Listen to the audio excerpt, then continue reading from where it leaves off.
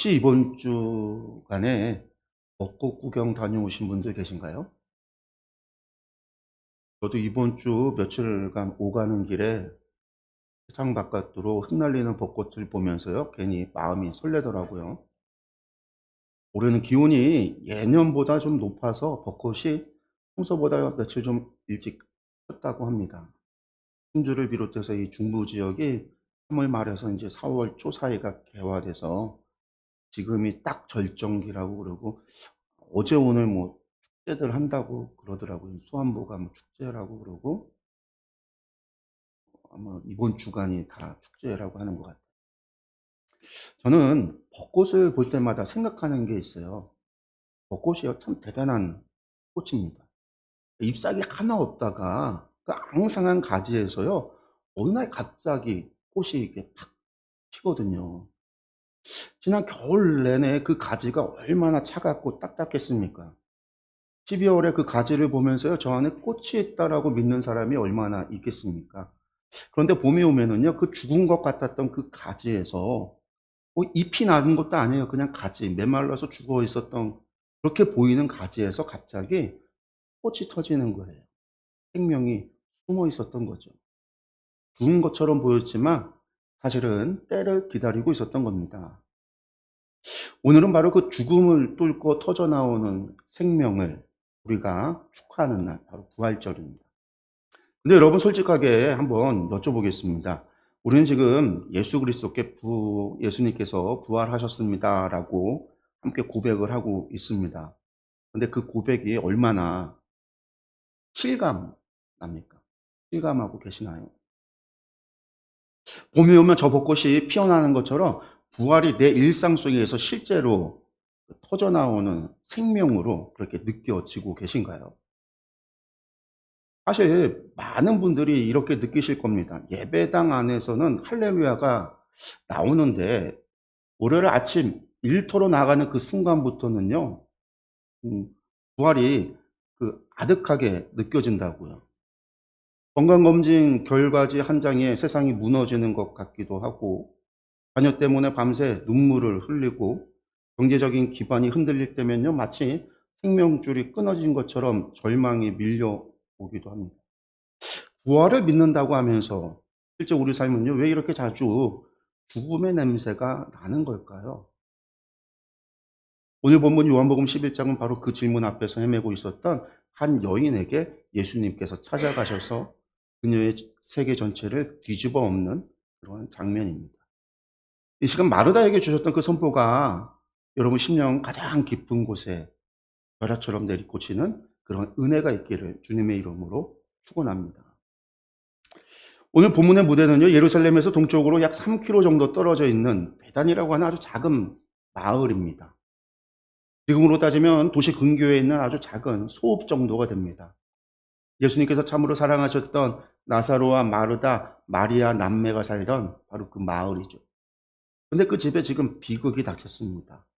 그 가정의 기둥이었던 오라비 나사로가 갑작스럽게 병이 들어서 세상을 떠났습니다. 자매들은요, 급히 예수님께 사람을 보냈어요. 주님, 사랑하시는 나사로가 병들었습니다. 이 소식을 들은 예수님은요, 이틀을 더 머무르시다가 뒤늦게 베다니로 떠나셨어요. 그 사이 나사로는요, 이미 숨을 거두었고 무덤에 갇힌 지 나흘이나 지났습니다. 여기서 우리는 당시 유대인들의 장례 문화를 이해해야 해요. 중동의 뜨거운 날씨 때문에요, 유대인들은 보통 사람이 죽으면 당일 장례를 치렀습니다. 늦어도 다음 날. 보통 이제 유대인들은 당일날 해가 지기 전에 장례를 치러야 돼요. 나사로의 무덤은요, 돌문에 닫혀 있었고요. 시신은 이미 부패하기 시작을 했습니다.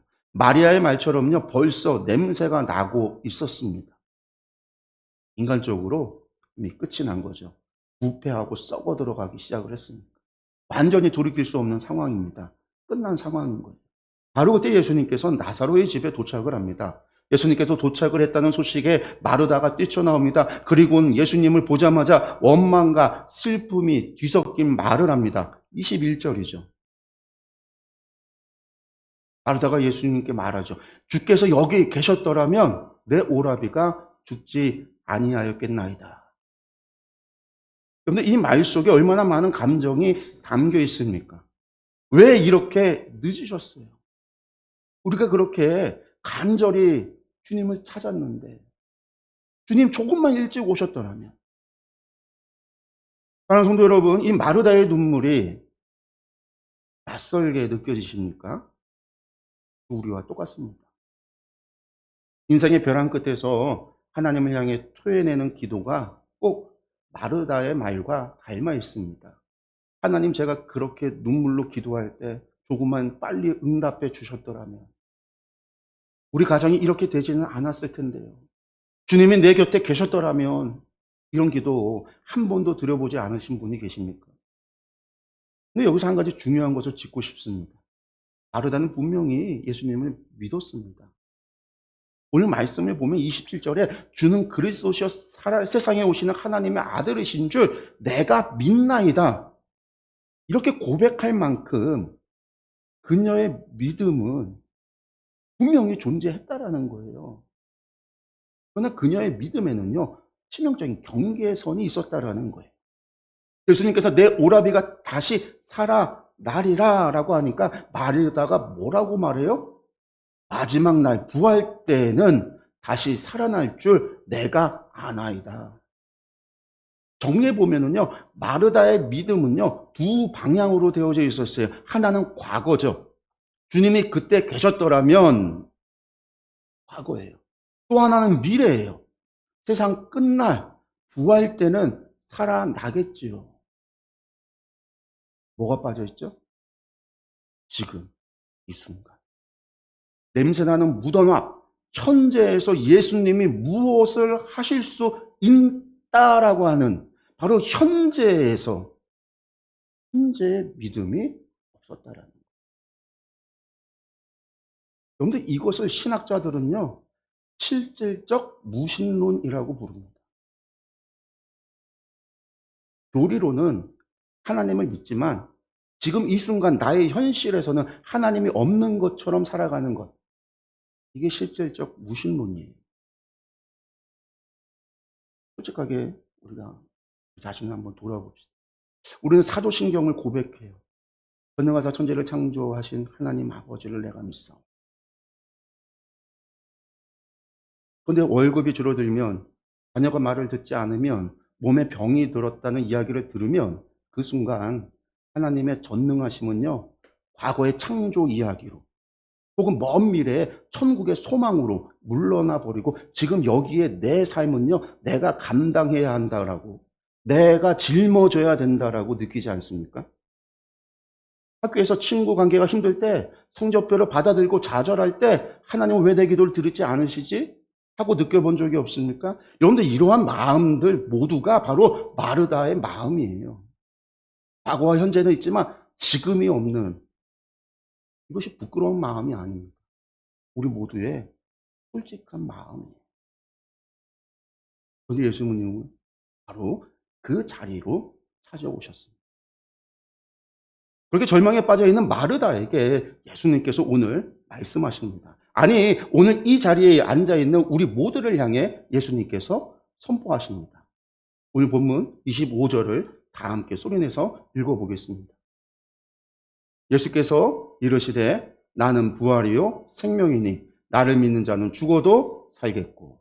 아멘.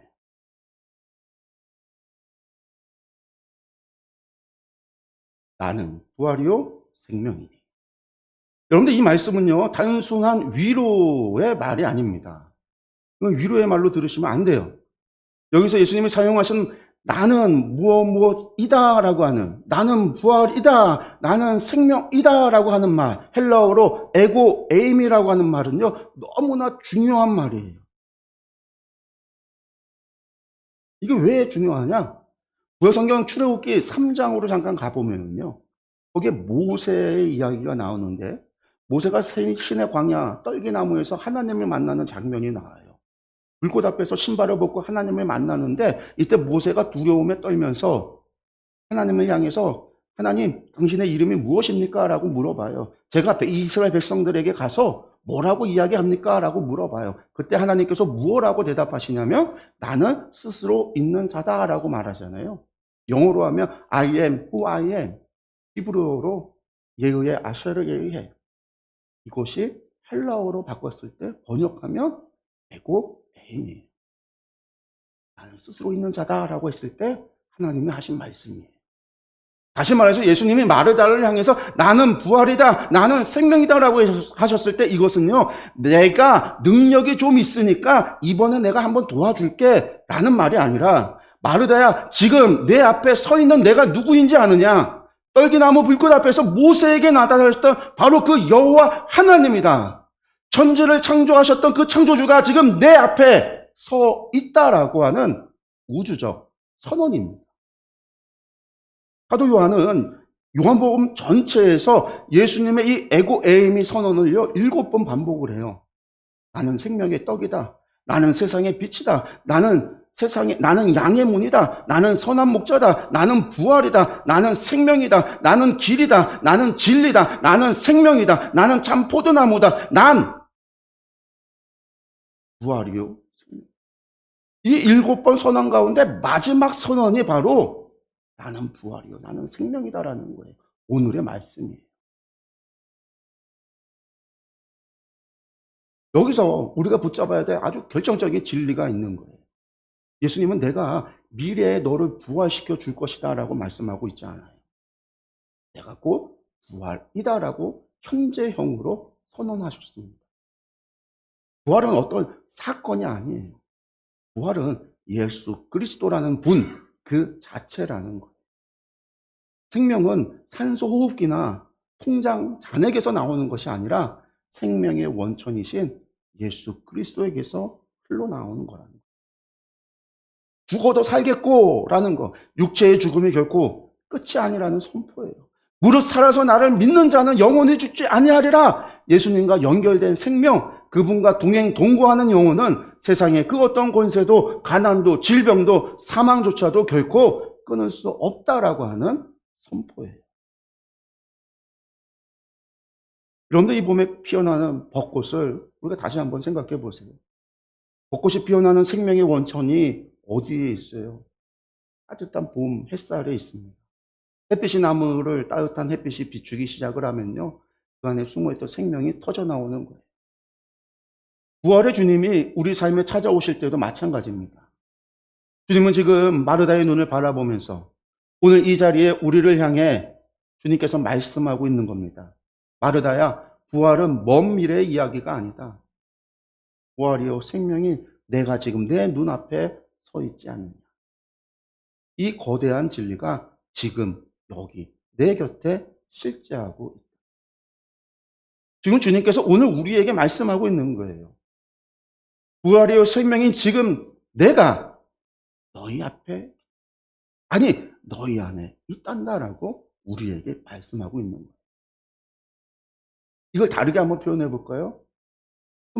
스마트 배터리가 1%일 때 충전기를 꽂으면요 어떻게 돼요? 배터리가 스스로 힘을 내는 게 아니에요. 전원이 연결되는 거. 그래서 충전이 되는 거예요.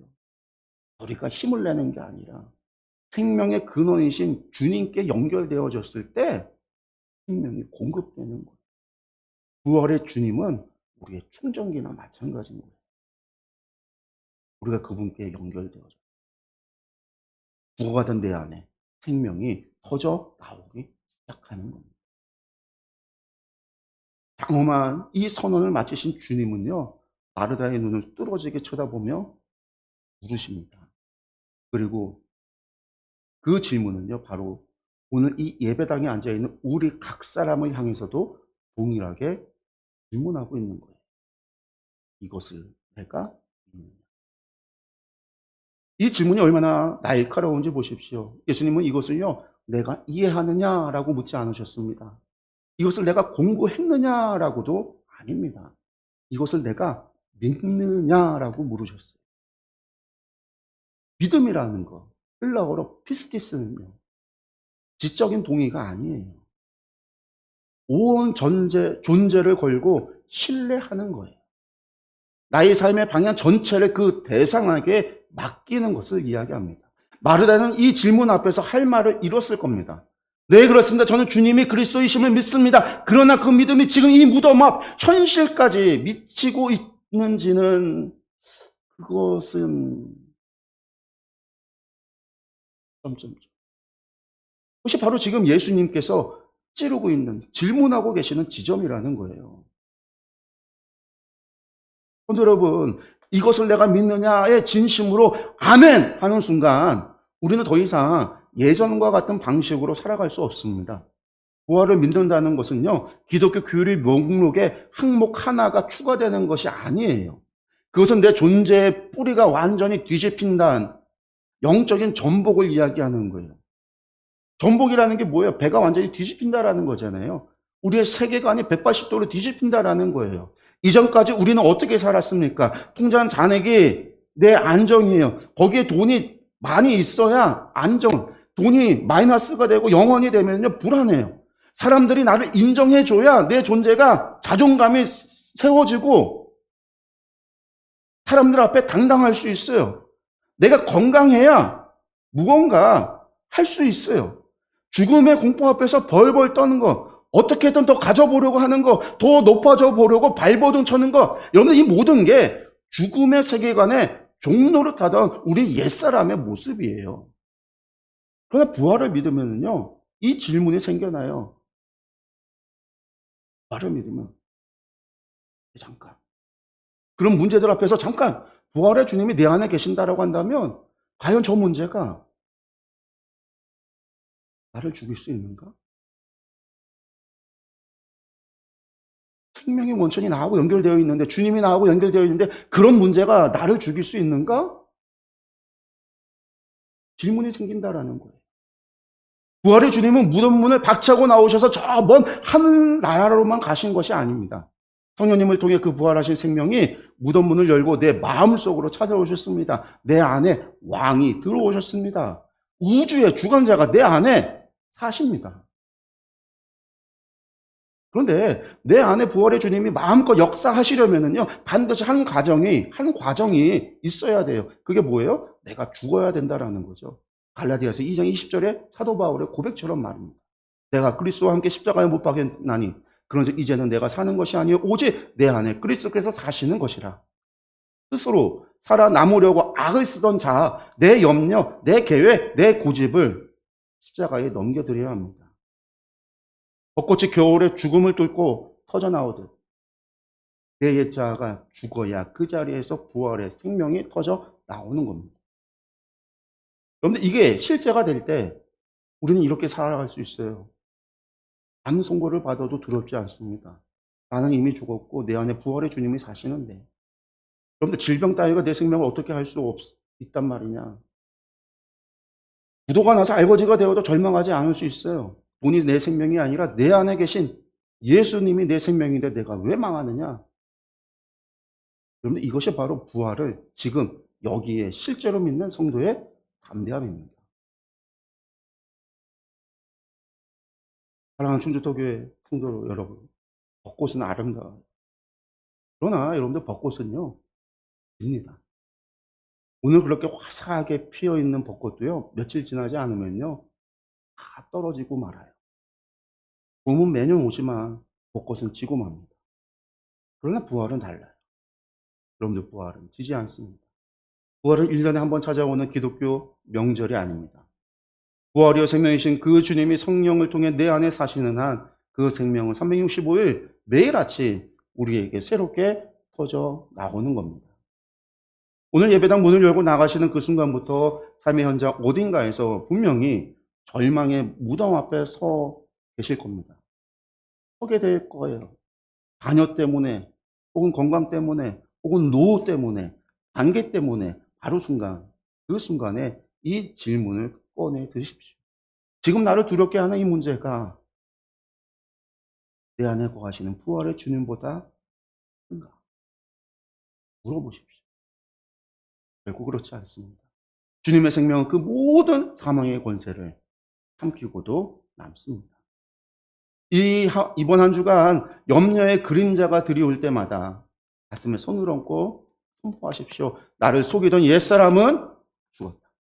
부활의 주님이 지금 내 안에 나와 함께 계시다. 내 안에 생명이 있다. 여러분들 선포하십시오. 믿으시기 바랍니다.